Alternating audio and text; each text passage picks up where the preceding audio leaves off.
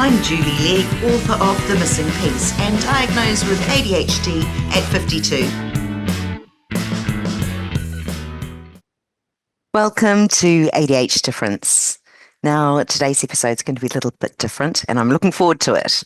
I'm calling it Curiously ADHD, which essentially is common questions that I've been asked about ADHD over time and me sitting down with a cup of coffee and answering the best I can. So some of the questions have come through AuthorTalk Q&As, through webinars, or just quietly landed in my DMs over time from people just trying to make sense of their own brains and those of someone that they love. Now, I do want to say up front, if this is the first time you've tuned in, that I'm not a psychiatrist. I am not a psychologist. I'm here because I have ADHD and I'm an author and I've done lots of research, especially when writing the book. But I'm not here to diagnose anyone. I've had countless conversations with specialists, other ADHDers, and wonderful people just like you who are trying to understand what it means to live well with this ADH difference. So in this episode, I'll be sharing some thoughts, some personal insights, and those that I have gathered over time from others. If anything resonates, fabulous. If not, that's okay too. Take what works and leave what doesn't. So let's dive in to one of the first common questions. I was tested for ADHD and they said it was probably anxiety. I'm hesitant to spend thousands more for a second opinion. I'm pretty sure I do have ADHD though. Any suggestions? Well, it can feel incredibly disheartening when you've finally started to connect the dots for yourself, only to come away with more doubt than clarity after an assessment. We do need to appreciate, though, that an assessment is just that. Psychologists and psychiatrists are assessing all of you for possible explanations as to why you feel the way you do and why it has become challenging for you in certain areas. And so while you may completely and utterly feel aligned with ADHD traits, these medical professionals have to rule out other lying conditions. So here are my thoughts. It's probably a good idea to just work out why you want the diagnosis. I think the path forward has a lot to do with intention. So if you're pursuing a diagnosis to access ADHD stimulant medication, then yes, seeing a psychiatrist is necessary. But for now, that may have to involve some kind of perseverance, especially if you're navigating long waiting lists and the cost, of course, if you go privately. So the fact that you've already spent thousands suggests that you've already been down this path once before. I would be curious to know, however, if you were diagnosed with anxiety and if you were taking any medication for that and perhaps how that was working for you. For some, anxiety comes because of our ADHD traits, and in others, they are very separate. The anxiety and ADHD as a comorbidity, which means you've got multiple conditions going on and they can coexist. And there's a high chance of that in many instances. But if your goal is understanding yourself better or finding ways to manage some of those pesky ADHD traits, then seeing an ADHD coach or therapist can be incredibly worthwhile, even without a formal diagnosis.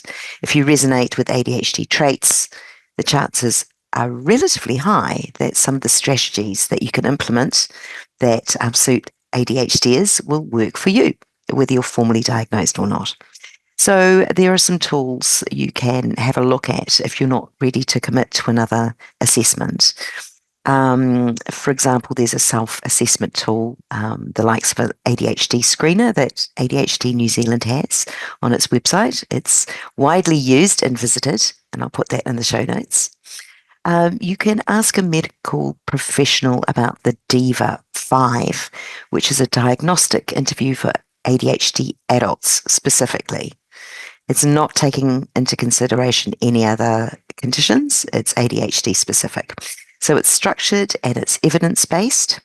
And while it is not a formal diagnosis on its own, it can give some very clear indicators. and that will help guide you through to next steps. Also, just to note, there is no single medical, physical, or genetic test for ADHD, and a formal diagnosis. You're going through a psychiatrist for meds or a psychologist for no meds. That's the way it goes at present. So if you've decided you're going to go full on into a proper assessment with a psychologist or a psychiatrist, I would suggest that preparation is key. And this part can make a real difference. It is possible the first time you were underprepared or overwhelmed, or maybe overlooked some of the traits, or even underplayed them unknowingly, just because you thought your how your brain worked was normal when that wasn't necessarily the case. So I call it homework, which sounds a bit boring, but the more you can provide your assessor, the better it's going to be. So they'll be looking for ADHD traits that go back to when you were a child. It used to be sort of 7 years of age, but as an adult, they can kind of creep it up to 12. So you want to go back to your earliest memory. Think of primary school, intermediate school, school sports, relationships, friendships at that age, and then try and find examples too where there is a pattern emerging through your teens, young adulthood, but also to not just in a work situation or a school situation, have a look at home life and social situations too, because they're looking for traits across multiple environments. In the meantime, it's okay to take things step by step. Self-understanding is a process, and it's a valid one without a label. So do the best that you can. You don't need a formal stamp, an ADHD stamp. You don't need that. If you resonate with ADHD traits, definitely start looking at some non-medical strategies that can help. Those are my thoughts. The next question is a really interesting one, and that is, how do you know that you've got emotional dysregulation? Because you might just think it's normal. No, that is such a great question, and I think many of us have quietly wondered on this. If you've lived your whole life with undiagnosed ADHD, it can really feel like it's just your personality, or that you're simply too sensitive or overly emotional, something you've internalized rather than neurological. And let's face it, maybe we've been told these things as a child. So we've taken the external narrative and applied it to ourselves and truly believe that it's just our personality.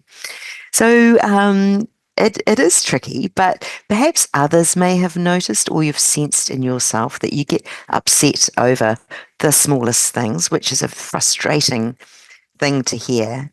But if you feel that your moods are swinging, that's something maybe to prick your ears up about. And if you grew up with a parent who has undiagnosed ADHD, it can feel even more confusing, because this emotional intensity that you're feeling on a regular basis may have been normalized in your home. That's just how we are, they may say, the parents and siblings. And so what we're looking for, it's not just about the emotions and being emotional. It's about intensity, about the speed of change, the duration, and the regularity that this is happening. So it's like the volume knob being turned up, often without our say so. So here is what emotional dysregulation may look like. Big reactions to seemingly small triggers, snapping quickly, or crying unexpectedly, or bursting into laughter or frustration in ways that others don't seem to. struggling to come down from emotions, where others move on quickly, you may still be looping over it for hours or days later. Now, there's a thing we call emotional whiplash, and it's being on an extreme high one moment and then plunging into deep sadness or irritation the next, often without warning. So rather than like an ocean, rather than sort of waves, gentle waves in and out of emotions, it's more surges and extreme tides. Masking your emotions in public and then feeling completely wrung out afterwards, like you've been holding your breath for hours. I think that's a really good way of describing emotional dysregulation. We try so hard to hide our big emotions that internalizing it actually it does sap us from energy big time. So it's not always visible from the outside either. So for many of us, this big emotion plays out internally. It could be overthinking or ruminating, as I've mentioned before, analyzing every word of a conversation days later, wishing that you'd responded differently. Spotting the pattern is good when emotions, constantly feel out of proportion and feel different or difficult to regulate across various situations and environments. We realized it wasn't just being sensitive, it was actually just part of the ADHD picture. And once you know, you can begin to work with it. And it might be through tools, support, or medication, or simply more self compassion. And you don't have to be keeping powering on through this on your own. Another common question is one of my biggest ADHD challenges is how to stop my epic retail spending sprees. I spend too much money impulsively on the things I do not need and cannot afford. What can I do? Well, this is a very common experience with people with ADHD. So you're not alone on that one. And it's something that many feel quite ashamed to admit. You're not failing. Your brain is doing what it does best, and it's seeking stimulation. So excessive spending sprees can be addictive, although they're often driven by impulsivity rather than conscious intent. It's the thrill of the moment. It's that dopamine hit that comes from buying something new, something exciting, something now, more now. It feels good until it doesn't. And I guess the next part is at least you've recognized it, and knowing that it's a problem is a really good start, just like with many addictions. Um, Spending sprees can be quite addictive as well. So, what do we do? Well, there's a few ADHD friendly approaches that can help. One is to preempt the situations where you're likely to have spending sprees.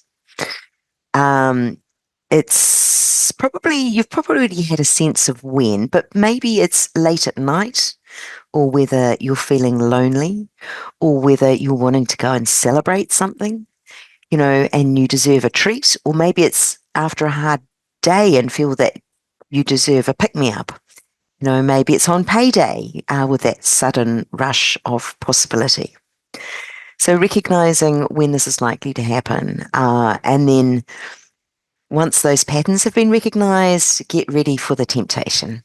So it might mean leaving your credit card at home, removing saved payment methods from your device, or set a cooling off rule like, if I still want it in 24 hours, I'll revisit it, rather than this instant purchase. So that sort of works into building in a pause. So a few seconds delay can interrupt the impulsive cycle. So to say to yourself after a few breaths, is this what I want or need? What am I feeling right now? Is this triggered by my ADHD?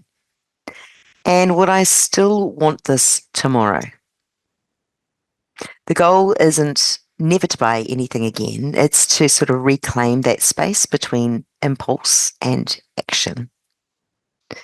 So, as well as building in a pause, we can also add some friction to the process.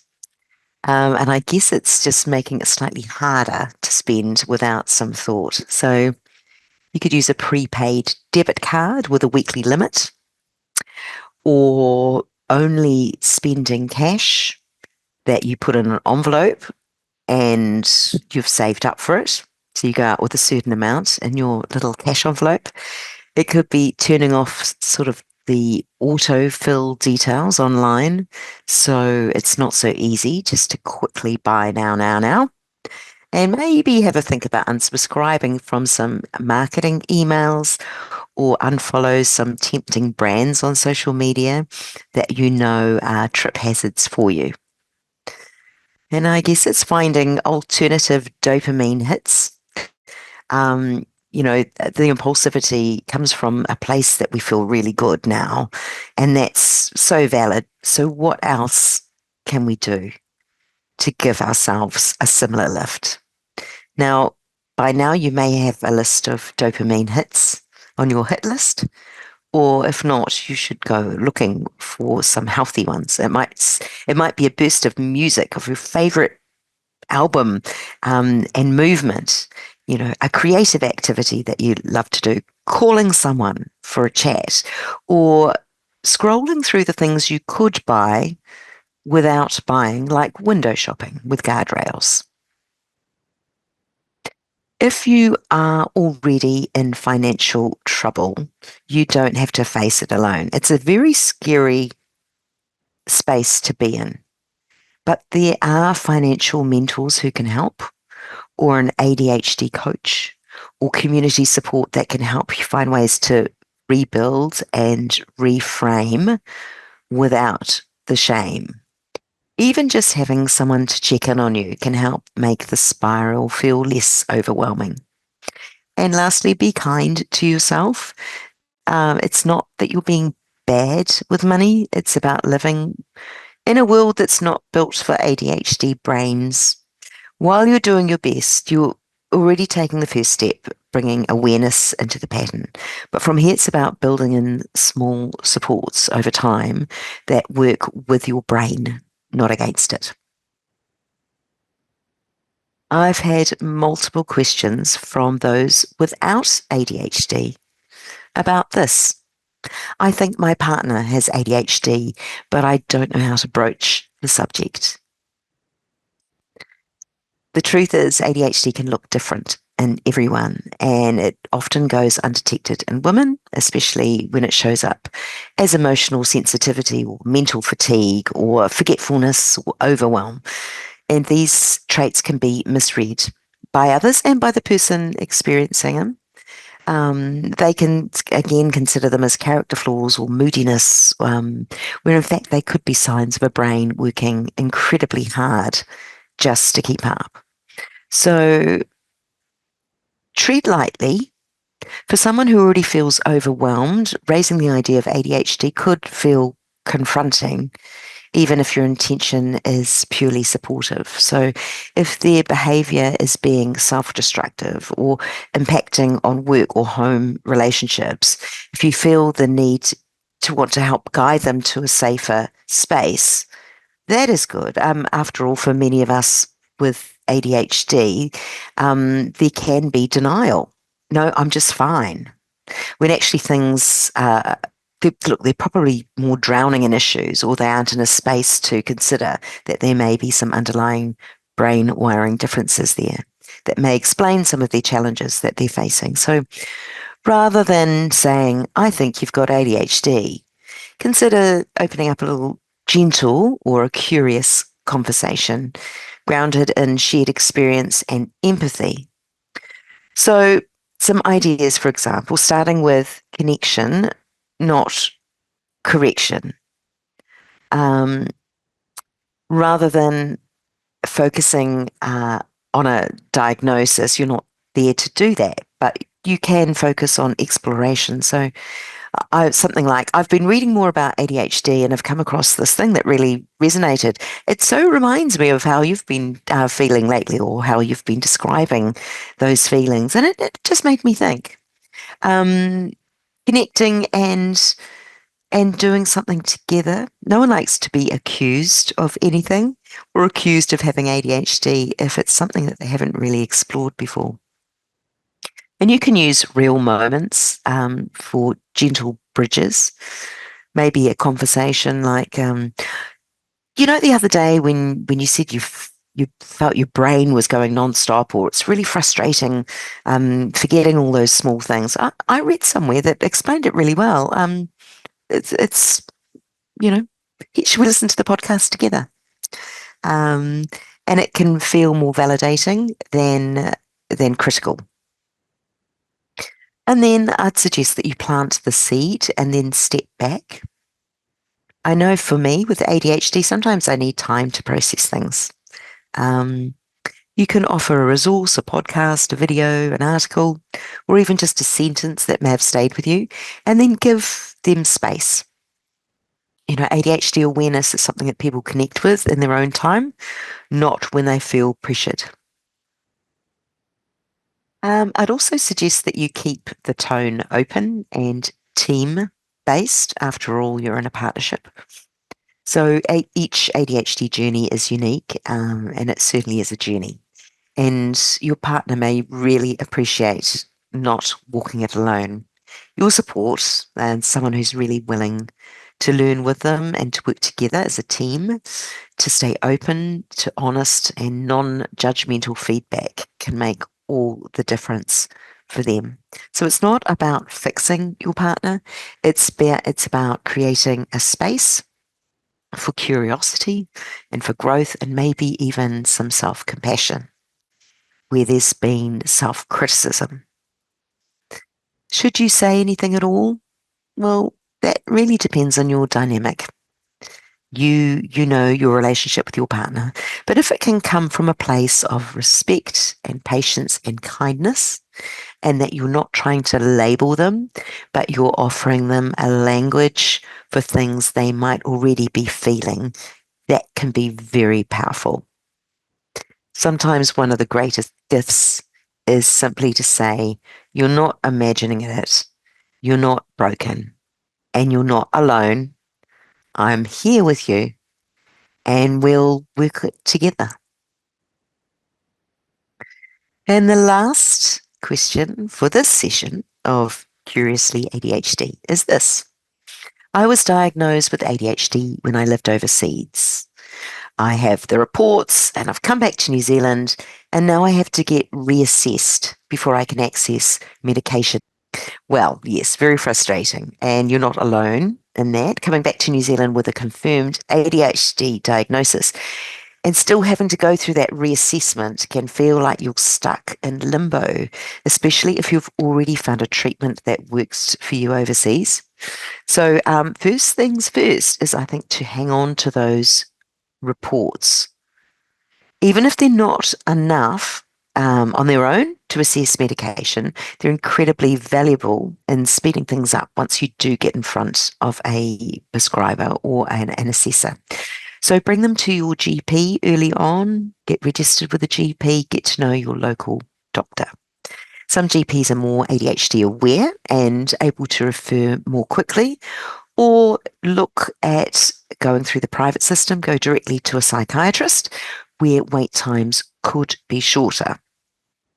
Private assessment can be a faster path, but it's also expensive, as you may be aware. So it's worth checking prices ahead of time. That said, there are some low cost options, and there are organisations in New Zealand like A Change for Better who offer, if you meet their criteria, some subsidised assessments through their charitable fund, and their wait times are significantly shorter than the public system. It's always worth asking what's available, especially if finances are a bit of a barrier. From December 2024, there was some changes. So that 2-year mandatory medication reassessment was removed. So that change was expected to free up around 10,000 psychiatrist hours every year. So while that doesn't help you overnight, it will absolutely ease the backlog over time and hopefully shorten that waiting period for others coming through. So if you've been used to stimulant medication overseas that has really worked for you, waiting in New Zealand for a new assessment can be especially tough. It's a real adjustment, and it can knock your routines and your motivation and emotional regulation too. So, in the meantime, while you're waiting for this assessment, it's about building a soft landing where you can. So, things like creating structure where you can, even loosely, morning anchors, visual to do lists, alarms that cue certain tasks, back to this basic managing, whether you've got or whether you are taking stimulant medication or not, these strategies can really help. And you've got to find the one that works for you. So another one was body doubling, and we've recently done a podcast episode on that. Working alongside someone else in person or virtually, it can be surprisingly helpful to get things done. And preparing for overwhelm, have a few go-to activities that calms your nerves, your nervous system when your brain is in overdrive. But the sounds of it, if you're not on medication and you have been used to being on medication, you will notice these patterns show up, which may be surprising because you haven't felt them for some time. So keep notes. That's always a good one too. Track what's working for you and what's not. And this can be really invaluable during your future assessment. So prepare yourself for a bit of a retrial of medication too. So some of the stimulant medications that were overseas aren't necessarily available in New Zealand, or they might be listed under different names. And your prescriber may give you different formulation or dosages or regularity, and it might feel like you're starting again. But you're coming in with more knowledge, and with medication, there is a testing and trialing period. So it gives you a head start to find what best suits you. Again, unfortunately, but definitely don't give up during that trial phase of your new meds. And also ADHD New Zealand, giving them another plug, is a brilliant place to turn. They've got toolkits and support groups and updates on all sorts of medication processes and availability. So just knowing that you've got somewhere to check in can be hugely grounding as well. You're doing the right thing, and the system in New Zealand may be slow to catch up, but you're already ahead of the game asking some questions. Look, thank you so much for joining me today and asking some curiously ADHD questions. Feel free to email us with any questions that you might have, and I'd love to address some of these in a future episode. The email address, along with links to many aspects of what I've mentioned in today's episode, will be available in the show notes. Thanks for listening.